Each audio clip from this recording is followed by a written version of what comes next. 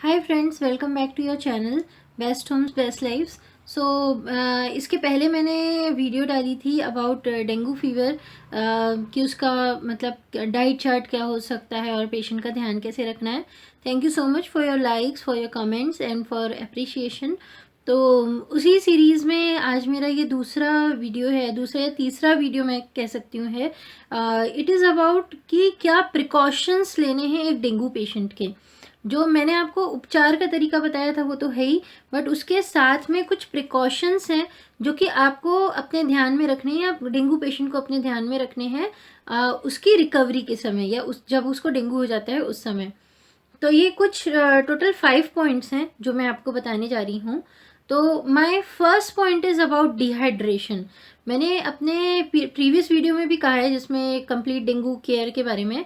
यदि आपको उसका लिंक चाहिए तो आप डिस्क्रिप्शन बॉक्स में देखिए, आपको मैं लिंक दे दूँगी इसके पहले के वीडियोज़ का। तो डिहाइड्रेशन जो होता है वो बहुत ही कॉमन है डेंगू में। क्या होता है, जब ये जो वायरस है डेंगू का, इसकी आदत होती है कि वो अपनी बॉडी को डिहाइड्रेट करता है। तो डिहाइड्रेशन के कारण से क्या हो सकता है कि और ज़्यादा कॉम्प्लिकेशंस हो सकते हैं डेंगू पेशेंट को, और उसको एक अटैक भी आ सकता है डेंगू पेशेंट को। तो बेस्ट ये है कि आप जो आपका पेशेंट है उसको डिहाइड्रेट ना होने दें। तो इसके लिए हम क्या करें कि पेशेंट डिहाइड्रेट ना हो। तो उसके लिए जो पूरा दिन है उसमें 3.5 लीटर पानी का इंटेक होना मैंडेटरी है आपके डेंगू पेशेंट के लिए। तो और करेंगे कैसे, जैसे ही अब 3.5 लीटर वो आप कैसे उसका कंजम्पशन करोगे। ये नहीं है कि आपने सुबह से कुछ नहीं मतलब अच्छे से पानी नहीं पिया और शाम को पियोगे तो हो जाएगा। नो गाइस, ये पूरा दिन का है। मतलब जैसे ही पेशेंट उठता है तुरंत उसको आधा लीटर पानी या 2 गिलास पानी आपने पिलाना है, फिर उसका दिन शुरू करना है। दूसरी बात ये है कि आप काफ़ी सारे लिक्विड्स रखो उसकी डाइट में। जैसे आपने मेरा डाइट चार्ट देखा होगा प्रीवियस वीडियो का, लिंक डिस्क्रिप्शन बॉक्स में आप देख लीजिएगा फिर से कि 2 गिलास पानी के बाद में उसमें नींबू का पानी है उठते ही साथ। तो दिन भरे में आपको बहुत सारे फ्लूइड्स रखने हैं।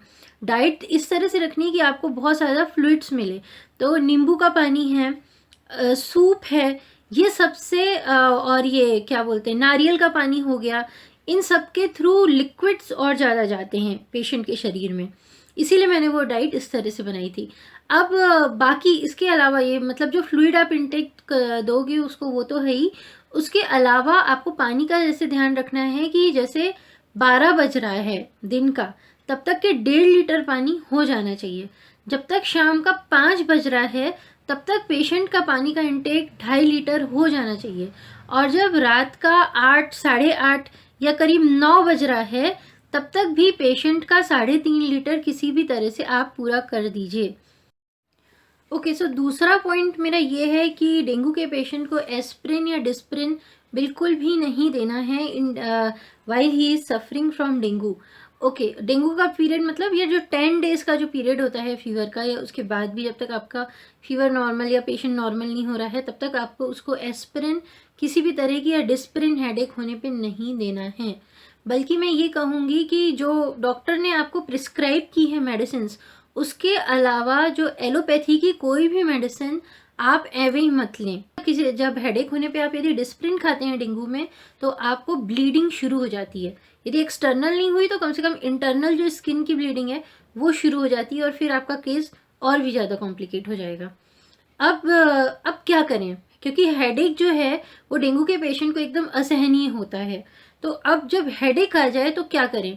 सबसे पहले जब हेडेक होता है तो तुरंत रिलीफ के लिए आप मालिश कर सकते हैं तेल से। सबसे पहले जो सरसों का तेल होता है थोड़ा सा वो जो या कड़वा तेल जिसको कहते हैं, हल्का कुनकुना करिए और पेशेंट के जो स्कल रहता है ये पूरा और उसके बाल उसमें बहुत अच्छी से मसाज करिए।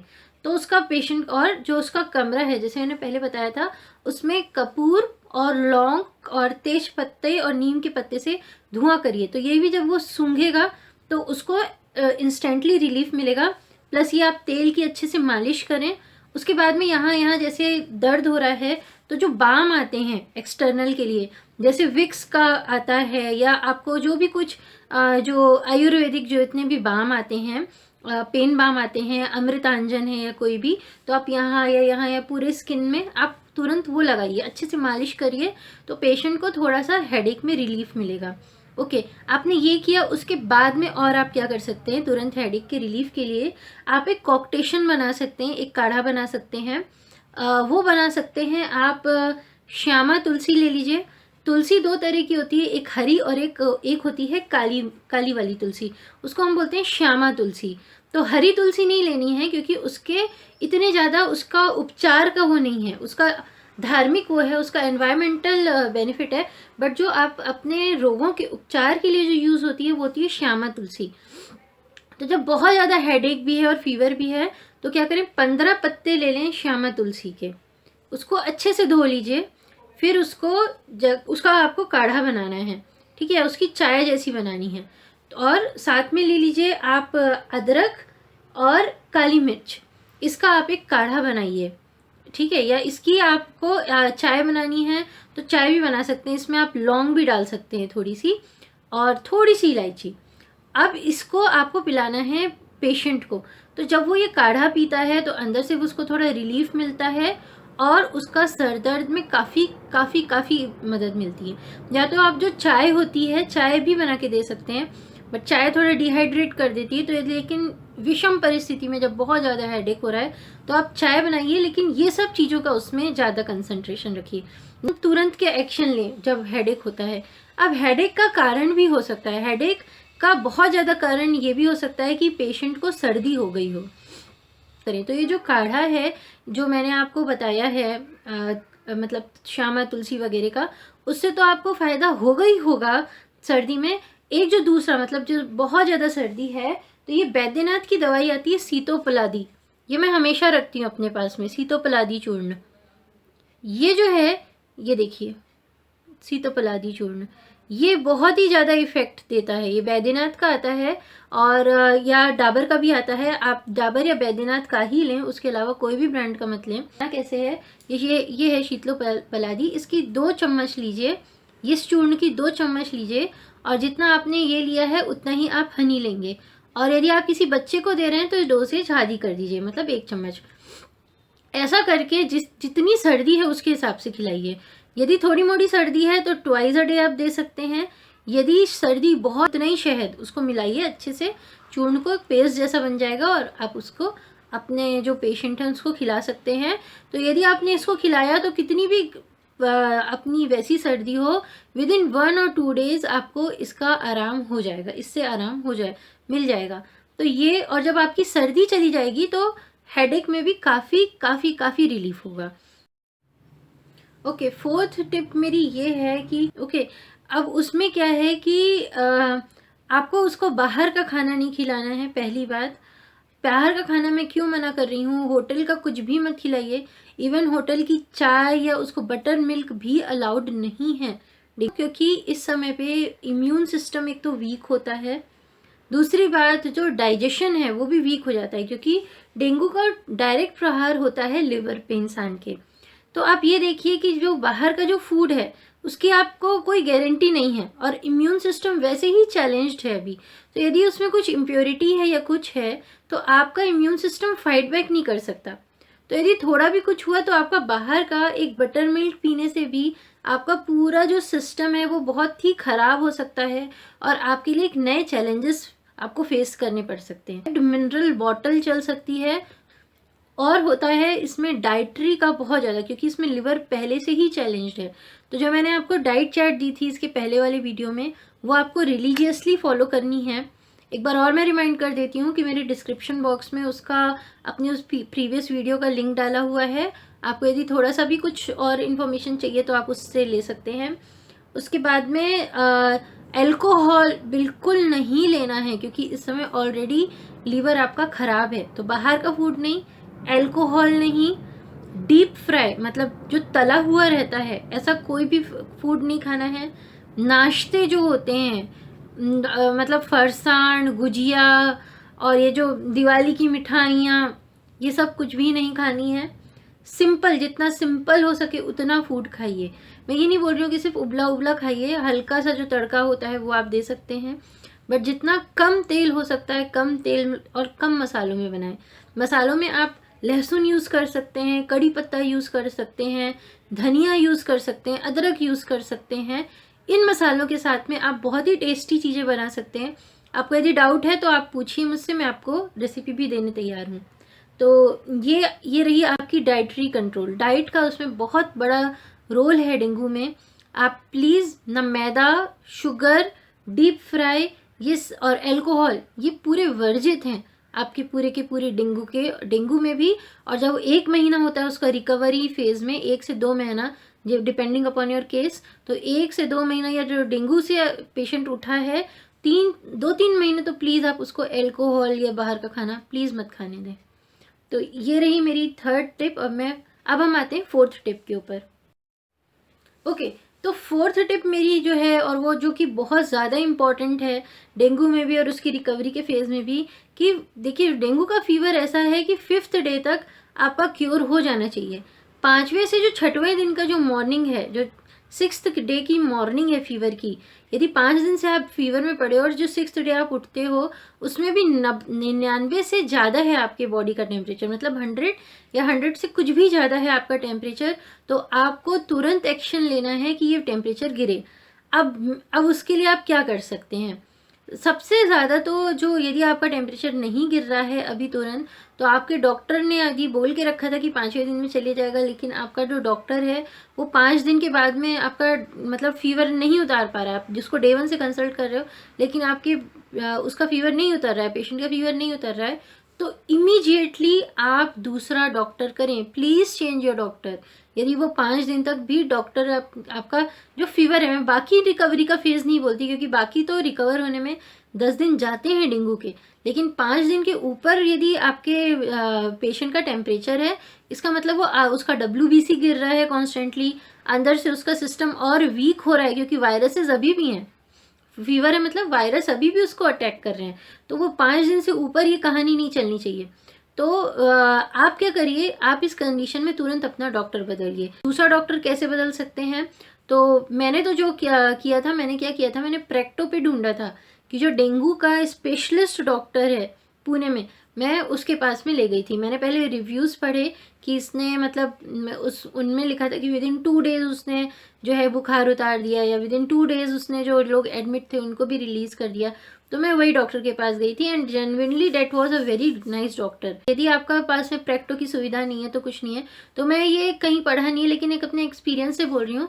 तो जो डायबिटीज़ के स्पेशलिस्ट होते हैं, आप उनके पास में चले जाइए। तो आपके शहर में यदि प्रैक्टो की सुविधा नहीं है, कुछ नहीं है, तो आप ये पता कर लीजिए कि डायबिटीज़ के या हार्ट के सबसे अच्छे डॉक्टर कौन है। तो आप क्या करिए, पेशेंट को उसके पास ले जाइए। एक और क्या कर सकते हैं, आप होम रेमेडीज़ कर सकते हैं बुखार उतारने के लिए भी। मन से भी कर सकते हैं आप। वैसे तो डॉक्टर 1st डे पे पैरासीटामॉल देते हैं बुखार उतारने के लिए, लेकिन उसके पैरेलल में आप क्या कर सकते हैं कि आप लीजिए गिलोय की जो स्टेम आती है वो लीजिए 1 इंच, और गिलोय के 2 पत्ते, और साथ में डालिए उसमें श्यामा तुलसी। मेन यदि आपको गिलोय नहीं भी मिल रहा है तो श्यामा तुलसी लीजिए, हरी वाली नहीं, ब्लैक वाली। 15 श्यामा तुलसी के पत्ते। और आपको काढ़ा कैसे बनाना कैसे है इसको, जैसे आपने गिलोय और श्यामा तुलसी, और उसमें थोड़ी सी वो ले लीजिए काली मिर्च, एकदम 1 दाना उसका डालिए। अभी आपको क्या करना है, ये तीनों चीज़ों को करीब 3 गिलास पानी में आप डालिए, और ये तीनों को उबलने दीजिए। पहले तो गिलोय को आपको वो करना पड़ेगा, पीसना पड़ेगा मिक्सर में, और मिक्सी के साथ में मतलब ये पिसा हुआ पूरा डालिए, और करीब इतना होने दीजिए कि जो ये उबल उबल के 1/3 रह जाए। मतलब आपने 3 गिलास डाला था तो ये 1 गिलास रह जाए, या 3 कप डाला था तो ये 1 कप रह जाए। तो अब ये जो काढ़ा है, यदि बहुत ज़्यादा मतलब ऐसा है तो उसमें थोड़ा सा शहद मिला दीजिए और अपने पेशेंट को दे दीजिए। ये आपको दिन में 2 या 3 बार करना है, तो इससे भी बहुत जल्द ही आपका बुखार उतर जाता है पेशेंट का। और ये आप एलोपैथी की मेडिसिन चलने दीजिए, बट ये एक होम रेमेडी आप फीवर की भी करिए। गिलोय मिल जाता है तो बहुत अच्छी बात है, यदि नहीं भी मिलता है तो that is not a stop point. आप जो श्यामा तुलसी है वो ज़रूर दीजिए आप 1st डे से। तो वैसे गिलोय से एक चीज़ और अच्छी होगी कि आपका डाइजेशन अच्छा होगा, और जो स्किन की जो प्रॉब्लम आती है डेंगू में वो भी सॉल्व होती है, मैंने मजबूत करता है। तो गिलोय का काढ़ा देना तो बहुत अच्छा माना जाता है डेंगू में, और वैसे भी बहुत अच्छा माना जाता है, एक तरह की प्रिकॉशनरी मेडिसिन मानी जाती है कि रिपीट डेंगू ना हो। तो ये सब दृष्टि से ये आपको मैंने एक सुझाव बताया। ओके, आखिरी जो पॉइंट है इसमें, या जो आखिरी प्रिकॉशन ये है कि रेस्ट बहुत ज़्यादा मैंडेटरी है इन फॉर डेंगू पेशेंट। आप जो आपका पेशेंट है, आप उसको प्लीज़ ज़्यादा भाग दौड़, या आप उसको ज़्यादा ऑफिस का काम या कंप्यूटर या लैपटॉप से भी ज़्यादा काम आप उसको प्लीज़ मत करने दें। जितना हो सके डेंगू पेशेंट को आराम दें, उसको सुलाएं, और उसके दिमाग पे या बिल्कुल उसको शारीरिक कोई भी जोर नहीं पड़ना चाहिए, तो उसकी रिकवरी बहुत ही जल्दी हो जाएगी। ओके फ्रेंड्स, तो ये मेरी तरफ से कुछ टिप्स थे या कुछ प्रिकॉशंस थे जो एक डेंगू पेशेंट को फॉलो करने ही चाहिए। और इसके अलावा प्लेटलेट्स वगैरह कैसे बढ़ाने डेंगू के लिए, उसके लिए मेरे पास में ऑलरेडी, मतलब मेरे चैनल पे उसकी वीडियोस हैं। पपाया लीफ जूस से बढ़ती है उसकी प्लेटलेट्स, तो वो आप देख सकते हैं। मैं डिस्क्रिप्शन बॉक्स में सबका लिंक दूंगी, आप मेरे चैनल पे भी जाकर के देख सकते हैं। तो आपको सारा का सारा, मतलब डेंगू के लिए पूरा का पूरा, मतलब केयर कैसे करना है, प्लेटलेट्स बढ़ाने के लिए पपाया लीफ का जूस एग्जैक्टली कैसे बढ़ाना है, उसकी डोसेज कितनी होनी है, ये सब आपको मिल जाएगा।